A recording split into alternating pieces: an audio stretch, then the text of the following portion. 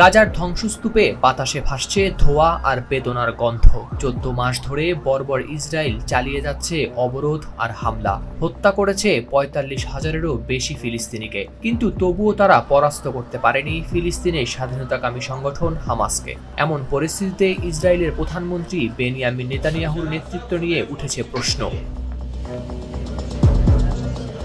ইসরায়েলের সাবেক প্রতিরক্ষামন্ত্রী বেনি গ্যান্টোস বলেছেন, নেতানিয়াহু ইসরায়েলকে নেতৃত্ব দেওয়ার যোগ্য নন। সোশ্যাল মিডিয়ায় তিনি লিখেছেন, নেতানিয়াহু প্রধানমন্ত্রী হলেও ইসরায়েলি সমাজের মতো একটি সম্প্রদায়কে নেতৃত্ব দেওয়ার জন্য যথেষ্ট যোগ্য নন তিনি। তার মতে ইসরায়েল আরও ভালো নেতৃত্ব পাওয়ার যোগ্য।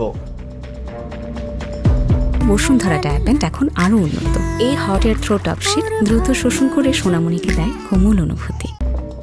প্রধানমন্ত্রীর বিরুদ্ধে অভিযোগের পাহাড় জমেছে এই সাবেক মন্ত্রীর। গাজায় ইসরায়েলি বন্দীদের মুক্তি নিয়ে আলোচনা করতে অস্বীকৃতি জানানো এবং ক্ষমতায় থাকার জন্য চুক্তি বাধাগ্রস্ত করার অভিযোগ তুলেছে বিরোধী নেতারা। বন্দীদের পরিবারও সরকারের উপর চাপ বাড়িয়েছে চুক্তি করতে। এদিকে উগ্র ডানপন্থী নেতারা যেমন জাতীয় নিরাপত্তা মন্ত্রী ইতামার বেন গভির ও অর্থমন্ত্রী বেজালেল স্মোট্রিচ হুঁশিয়ারি দিয়েছেন, যদি বন্দী মুক্তি চুক্তি হয় তাহলে তারা সরকারের পতন ঘটাতে জোট থেকে বেরিয়ে আসবেন।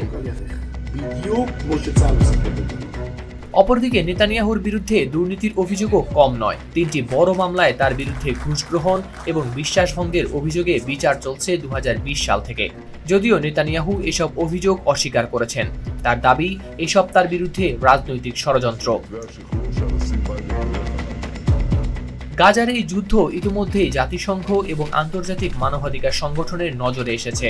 7 অক্টোবর হামাসের আকস্মিক হামলার পর থেকেই ইসরায়েলের প্রতিশোধমূলক হামলায় ধ্বংস হয়েছে হাসপাতাল, স্কুল, মসজিদ, এমনকি শরণার্থী শিবির। জাতিসংঘ জানিয়েছে, নিহতদের অধিকাংশই নারী ও শিশু। এত কিছুর পরেও প্রশ্ন থেকে যায়, নেতানিয়াহুর নেতৃত্ব কি সত্যিই ইসরায়েলকে শান্তি বা নিরাপত্তার দিকে নিয়ে যেতে পারবে, নাকি এই যুদ্ধের আগুন আরও জ্বলবে মধ্যপ্রাচ্যে?